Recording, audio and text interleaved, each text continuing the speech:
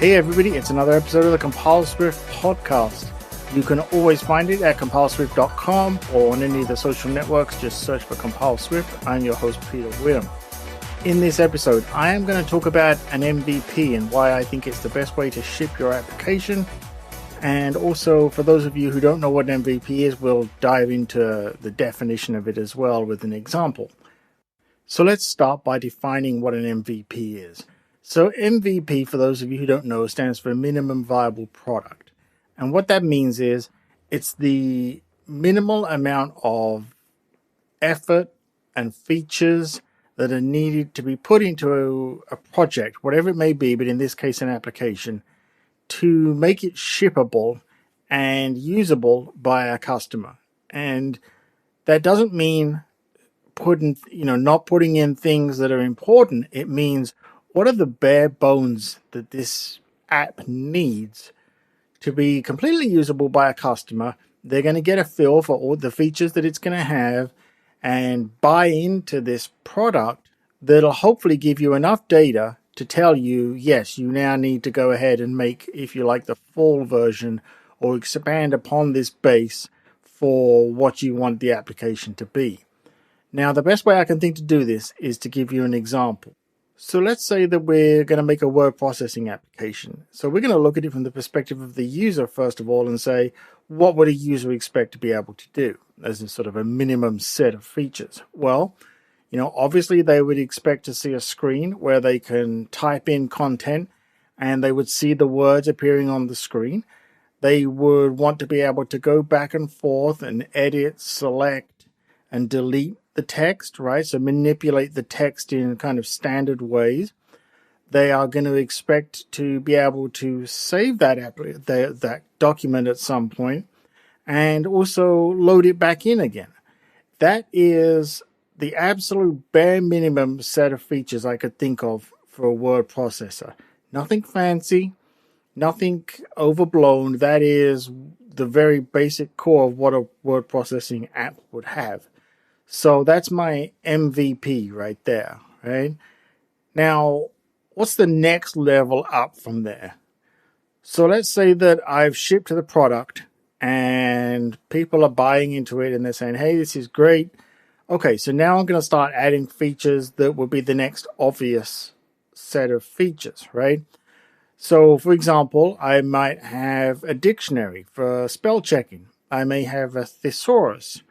I may want to be able to add pictures to my document. Those would be sort of next level features right there. Maybe I want to be able to click a button and share this document somewhere to a social network and maybe a blog site, something like that. So I would expect there to be some kind of mechanism to let me click and just easily share this document. Maybe I can email it. Maybe I can message it to someone. So that's my next level of features. And then once I've shipped that version, from there, I start to build upon iterations of different features that I think you should have, improve the ones that are already in there, and address any concerns or requests maybe that users have. So that's kind of the life cycle of getting to an MVP and then bridging the gap to the next level. So it's a very simple version and a very simple example of an MVP. But I guarantee you, if you think about it, every app you use or have seen or planning to build, you could look at them and strip them down to that MVP version. I'll give you another example. Let's say it's a web coding application, okay?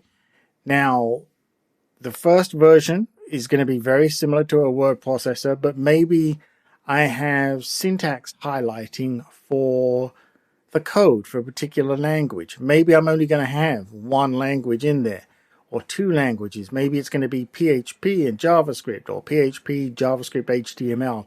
Some real core ones that I define my app as targeting. Now, the next level beyond that would be, of course, support for multiple languages. Maybe it would be things like linting and those kind of operations. Maybe you will start to support libraries, frameworks. That's your next level right there. Now, I get it. You're looking at all of this and you're saying, boy, these sound like really boring applications that have been done to death. Yes, an MVP is not necessarily going to be anything that's super original and never been done before. But the other value that you get from building this MVP version is making it rock solid, or as solid as it can be. You don't have any stupidly crazy complex features that may bring in hard to fix bugs, or they may take a long time to develop. These are all things that are going to prevent you from shipping that first version if that's the road you want to go down. Okay, that's why I think an MVP is so important, because let's say that you know, whether you're one person or a team, and whatever the app is and whatever the features need to be, you determine it's going to take you 1 month to build that MVP version. Okay, so you're going to put all that time and effort and money into this 1 month long cycle and then ship the application. And maybe it works out great. Maybe it doesn't. But if you had done the full set of features that you want the application to ultimately have, that you've got on your list, you know, your initial list, maybe that would have taken you 6 months. Well, you've just spent 6 months on something that may be a complete failure, and you would have found out at the end of the first month and ditched it and moved on to another project and product. So hopefully that helps you understand why it's important to get something out there early, start getting the feedback, start seeing, is this what people want? Or maybe this is what they want, but everybody's asking for it to be slightly different. By doing that and doing the MVP, you can adapt to those requests and plans as they come along, rather than playing the longer game and waiting and finding out afterwards. And maybe at that point, it's too hard to bring in some of the features that people are asking for because you've designed a system to work a particular way. These are all key reasons why, like I say, I think an MVP is so beneficial, not only to your customers, but to you from a development standpoint, but also a product lifecycle standpoint, because you get answers quickly and you get something out there as fast as you can. Don't skip any corners, right? Don't skip testing or letting obvious bugs go, anything like that. The idea is, again, make it shippable, but make it shippable quickly and get it out there. Start getting that feedback. Are you on a winner of an idea, or was this a bad plan and I need to think about it again? Get those answers quickly. You often hear us say about, you know, developers and that we like to foul quickly, because that gets us the answers we need with a minimum amount of effort and a minimum amount of time spent. And we can find the flaws and then adapt and fix those and ship again. So, you know, you may have multiple rounds of an MVP app, which in many ways might be great, right? Because you can, you know, there was a feature that you didn't think was needed as a viable product at the beginning, but your customers tell you, yes, well, great, you can get that in there quickly, ship it out again, right? It's not sitting there and you can't ship it because you're waiting for 5 other features to have bugs fixed before you can ship it, and customers get unhappy and maybe you lose those customers. You get to ship it quickly and keep iterating on top of it from there. So that just is a very high level overview of what an MVP app is.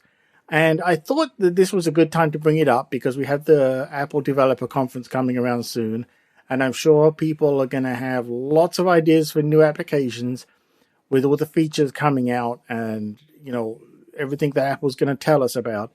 And therefore, I wanted to get this in here and say, hey, you know what? Don't go nuts. Do the thing that needs to be done to ship the product and then build on it from there. So I hope this has been helpful. Reach out to me. Like I say, any social network, look for @CompileSwift or go to compileswift.com/contact. Love to hear your thoughts on this. We could even get a discussion going. And, you know, let's just take it from there. Let's ship our MVPs and keep moving those products forward. Take care. I'll speak to you all next time.